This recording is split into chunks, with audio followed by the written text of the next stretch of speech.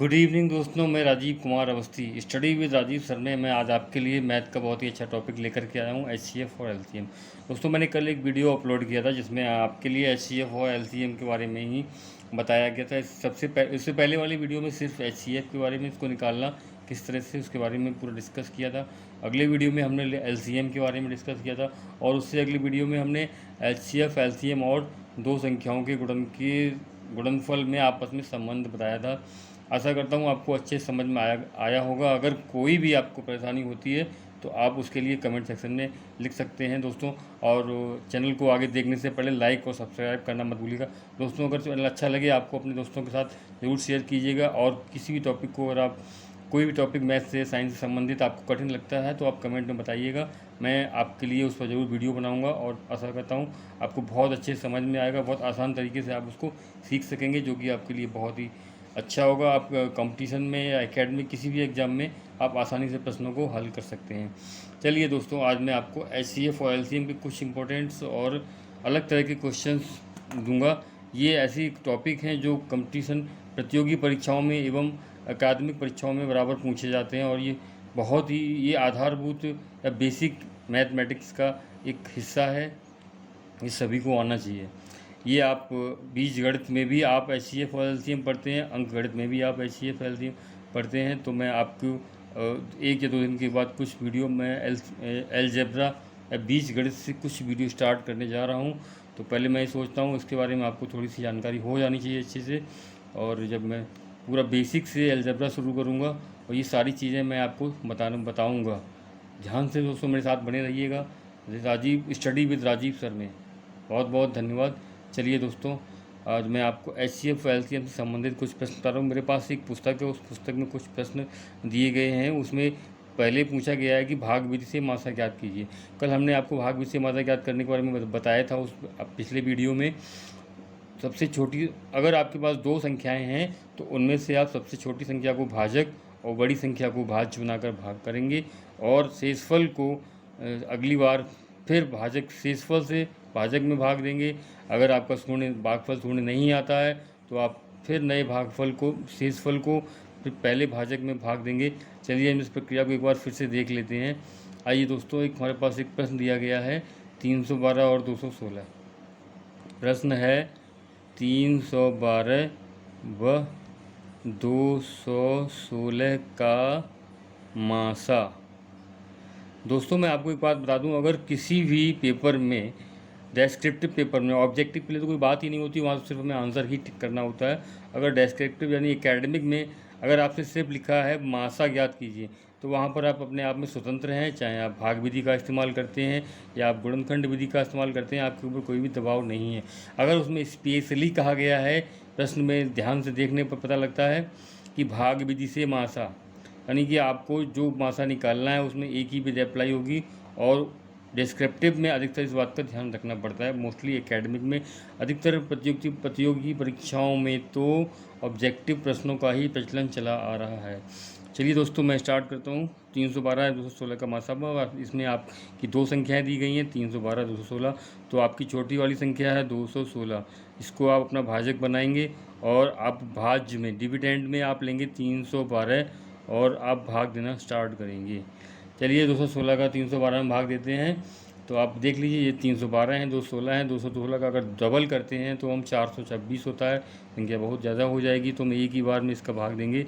216 का भाग एक बार गया यहाँ 312 में, 216 इसको आप घटाइएगा, देखते हैं आपका शेष क्या बचता है। 12 में से 6 गया, 6 बचा, यहाँ रह गया एक में से हासिल चला गया 10, 10 में से 1 गया, आपका यहाँ पे बचता है 9। चलिए दोस्तों, अब हम बताया था हमने, ये शेषफल है, शेषफल को पिछले भाजक से भाग देंगे, यानी कि 96 का भाग 216 में दिया जाएगा। यहाँ पर दोस्तों आप देख सकते हैं 96 यानी 100 से थोड़ा सा कम है और ये 216 थोड़ा ज़्यादा है। अगर हम 96 का 3 बार गुणा करते हैं, भाग करने के लिए 96 का 3 गुना लेते हैं तो ये 300 के लगभग पहुँच जाएगा। लेकिन ये 200 से कुछ ज़्यादा है, तो यहाँ पे हमें 96 का सिर्फ 2 गुना ही लेना है। और ये 2 गुना कैसे निकालेंगे? 96 का 2 गुना कर दीजिएगा आप, 6 दूनी 12 और 2 में 18, 18 और 1 19, ये रहा आपका 192।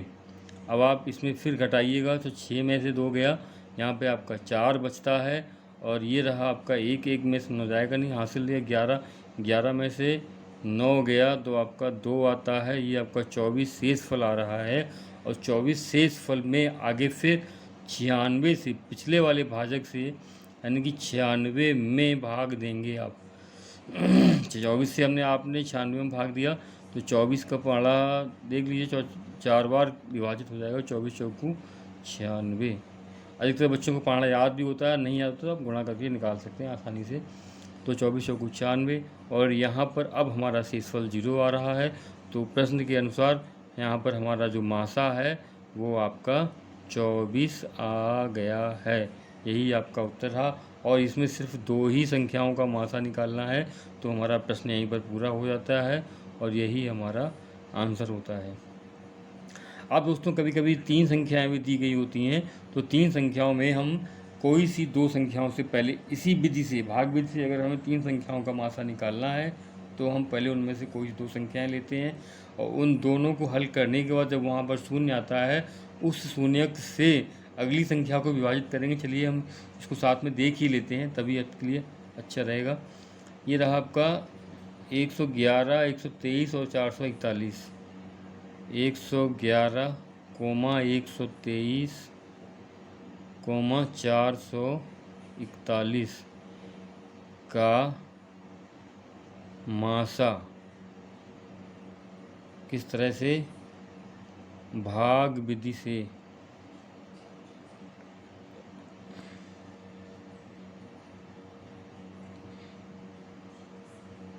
दोस्तों, इससे पिछले वाले प्रश्न में हमने 2 संख्याओं का मासा निकाला था, लेकिन अब यहाँ पर हमें 3 संख्याओं का मासा निकालना है। तो हम क्या करते हैं, इन 3 में से कोई 2 संख्याएं ले लेते हैं, और इनको विभाजित करने के बाद हम देखते हैं कि हमारा 2 संख्याओं का मासा क्या आ रहा है, और अभी उसी संख्या से तीसरी संख्या को विभाजित करते हैं। तो सबसे बड़ी संख्या है हमारी यहाँ पर 441, और 441 को हम 123 से विभाजित करेंगे। चलिए दोस्तों इसका विभाजन देखते हैं कैसे। 123 का अगर हम 4 बार भाग देते हैं तो 100 का गुणा 4 400 हो जाएगा, और 23 का गुणा 4, तो ये 23 का गुणा 4 यानी कि 92, ये 492 बनता है, तो बहुत ज़्यादा हो जाएगा। तो 123 का 441 में 3 बार ही भाग जाएगा, और 3 का गुणा करते हैं 123 में, देखते हैं गुणनफल क्या प्राप्त होता है। 3 तिया 9, 3 दूनी 6, और 3 एकम 3। अब आप इनका माइनस कीजिएगा तो 11 में से 9 गए, आपके 2 बचते हैं। ये रहा आपका 3, 13 में से 6 गए, आपके 7 बचेंगे, और ये आपका आ गया 72। 3 में से 3 गया, 1 बचा। अब 72 आपका शेषफल है। पूर्व प्रक्रिया की भांति जैसे कि हम जान चुके हैं, हमें शेषफल को पिछले भाजक से भाग देना है, और पिछला भाजक है आपका 123, और 123 में 72 से आप भाग देते हैं तो 72 का अगर 2 गुना करेंगे तो 144 के लगभग आएगा। तो हम 72 से 123 में सिर्फ एक ही बार हमारा भाग जा सकता है। 72 एकम 72 पहाड़ा नहीं होता, लेकिन हाँ गुणनफल जरूर होता है। 3 में से 2 गया, 1 बचा, और 12 में से 7 गया, तो यहाँ पर आपका 5 बचेगा। ये रहा आपका 51। अब हम फिर से 51 जो शेषफल हमारा आया है इसमें 72 में भाग देंगे, और 51 से 72 में जब हम भाग देते हैं तो हमारा उत्तर निकल के आता है 51 का 1 बार ही भाग जाएगा 72 में, 51 बन जा 51, और इसको घटाने पर आपको उत्तर मिलता है 2 में से 1 गया 1, और 7 में से 5 गया, बचा आपका 2। अभी भी भाग पूर्ण नहीं हो रहा है, शेषफल पूर्ण नहीं आ पा रहा है, तो 21 से हम 51 को भाग देते हैं। 21 से 51, 21 का भाग 51 में देने पर 21 दूनी 2 बार भाग जाएगा, 21 दूनी 42।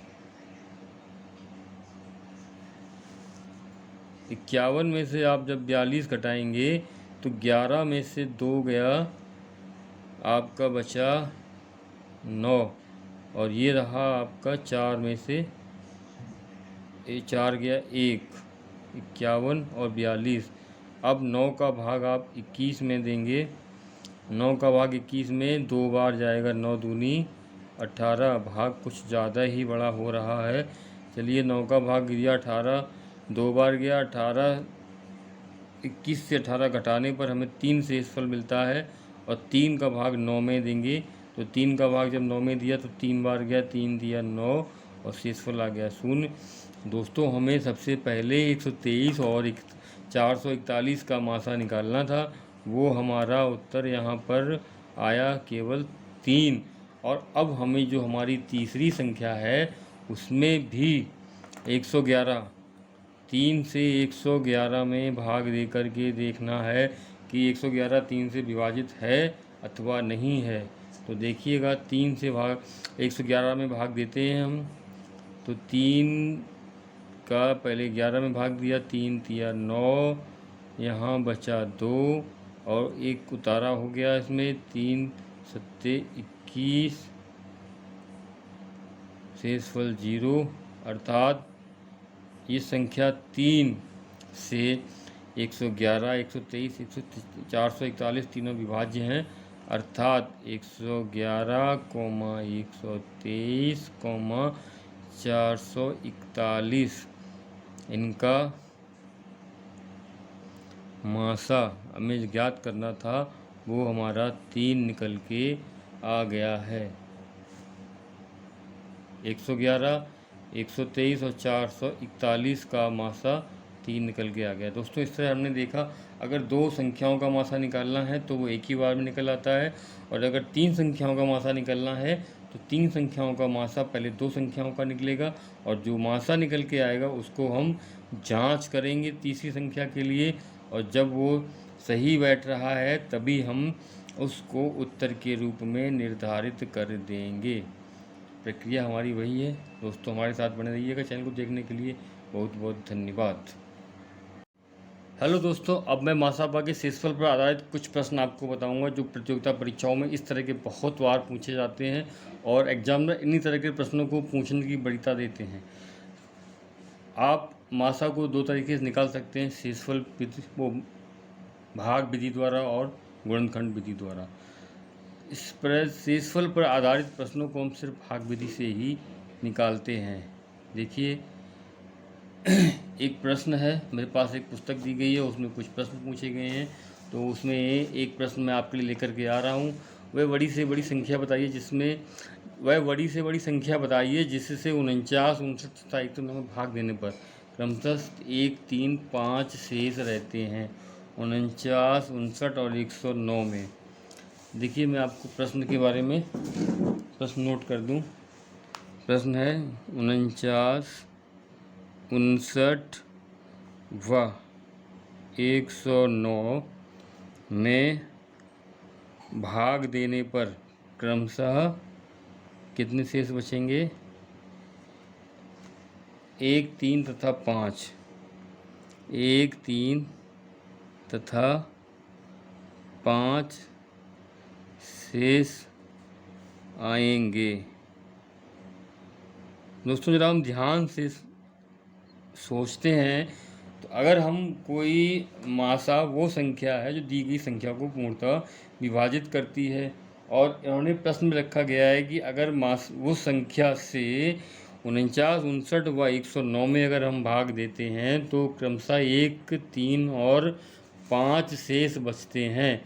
तो हम यहाँ पर एक काम पहले से ही कर लेते हैं कि जो शेष बचते हैं उनको हम पहले ही से अलग कर लेते हैं। 49 में भाग देने पर 1 शेष बचेगा, तो हमने 49 में से 1 को घटा दिया, यहाँ पर हमारा 48 आ जाता है। 59 में भाग देने पर कितना शेष बचता है? 3।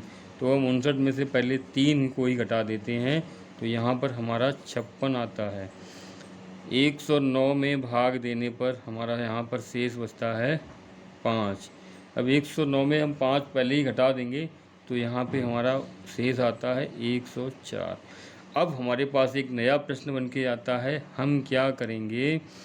48, 56 और 104 का मासा ज्ञात कर लेंगे। अब प्रश्न आपका बिल्कुल सरल तरीके से बन गया। उन्होंने पूछा था कठिन तरीके से उनका पूछने का तरीका 49, 59 व 109 में से क्रमशः भाग देने पर 1, 3, 5 शेष बचेंगे। अब हम कहेंगे 48, 56, 104 में भाग दें, पूर्णतः विभाजित कर दें, शून्य शेषफल आना चाहिए। तो हम 48, 56 और 104 का मासा निकालते हैं। देखिए दोस्तों, मासा निकालने का तरीका, सबसे छोटी संख्या या कोई छोटी वाली संख्या ले लीजिए आप और बड़ी संख्या में उससे भाग दे दीजिए। 56 का 104 में आप भाग देंगे, बताया था 56 का अगर दो गुना करते हैं तो 112 आएगा, लेकिन ये 104 से अधिक होगा, तो 56 का भाग एक बार जा रहा है 100, तो 56 104 माइनस 56 आपका यहाँ पे शेषफल 14 में से 6 गया, 8 बचा, यहाँ रह गया 9, 9 में से 5 गया, 9 में से 5 गया, 4 बचा।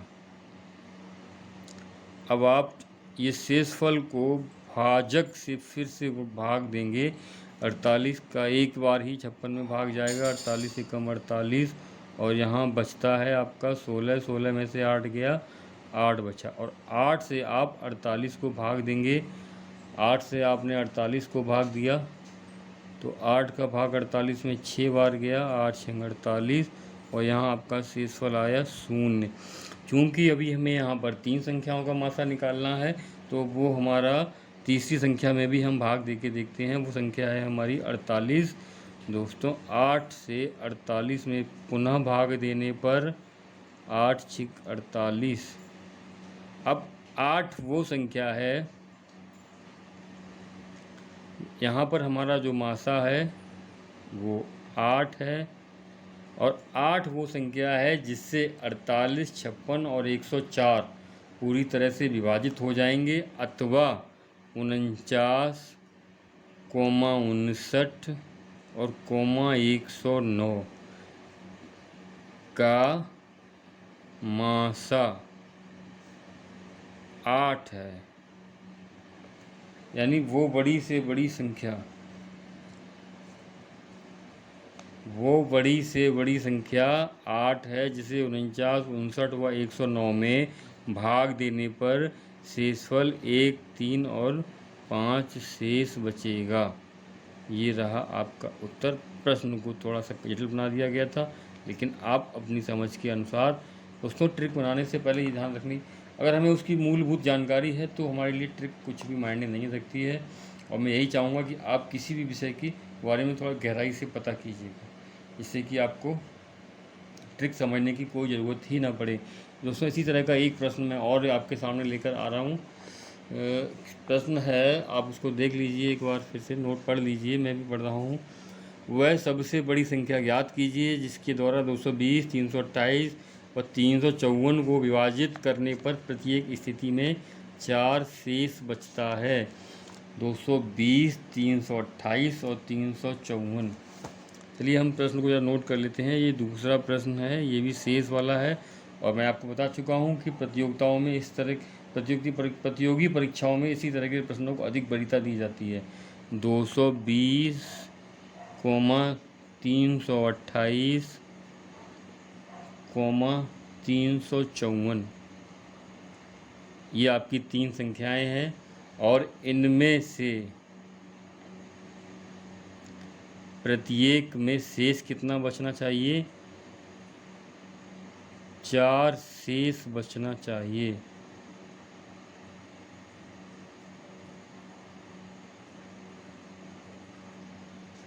दो 220, 328, 354। दोस्तों पहले भी मैं इस बात पे चर्चा कर चुका हूँ, अगर वह बड़ी से बड़ी संख्या आप ढूंढेंगे जिस संख्या से इनमें भाग दिया जाए, तो 220, 328, 354 भाग में प्रत्येक में शेष बचना चाहिए।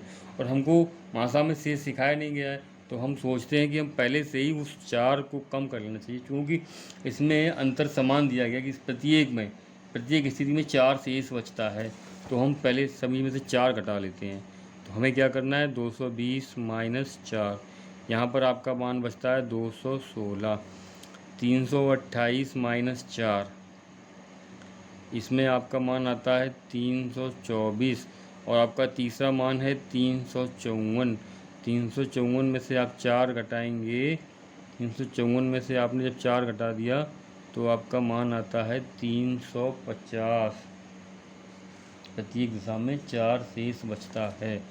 अब हमें क्या करना है, 216, 324 और 350, यानी कि वो बड़ी से बड़ी संख्या जिससे 220, 328, 354 को विभाजित करें तो 4 शेष बचता है, लेकिन 216, 324 और 350 पूरे पूरे विभाजित हो जाते हैं।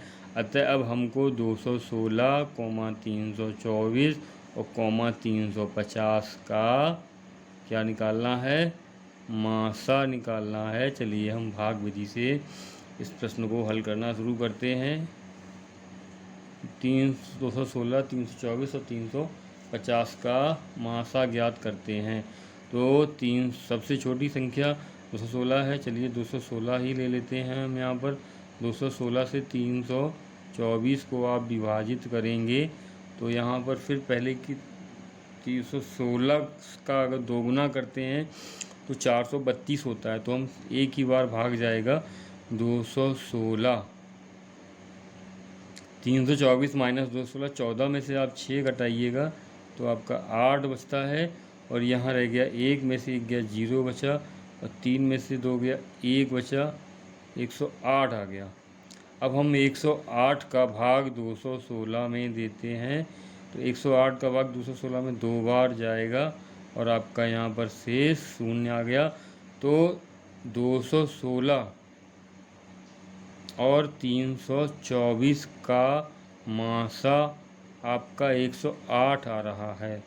क्योंकि अभी 350 को भी हमें हल करना है, हमारे पास एक संख्या भी और दी गई है।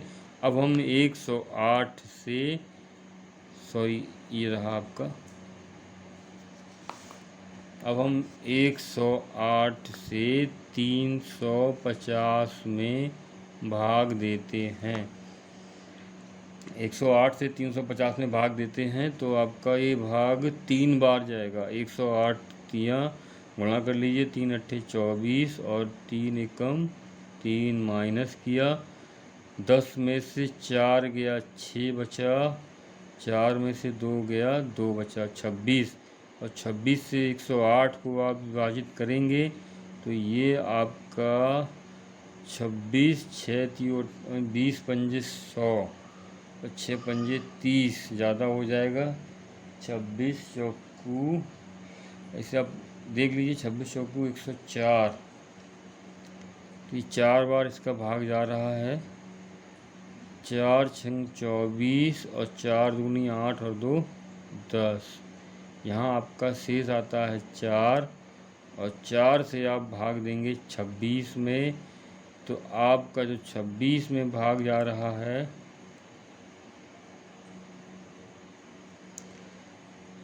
4 से भाग दिया 26 में, 4 पंजे 20, 4 छंग 24, अब बचा यहाँ पर आपका 2, और 2 से आपने भाग दिया 4 में तो आपका गया, तो चौकू 2 दूनी 4, ये रहा आपका उत्तर मासा।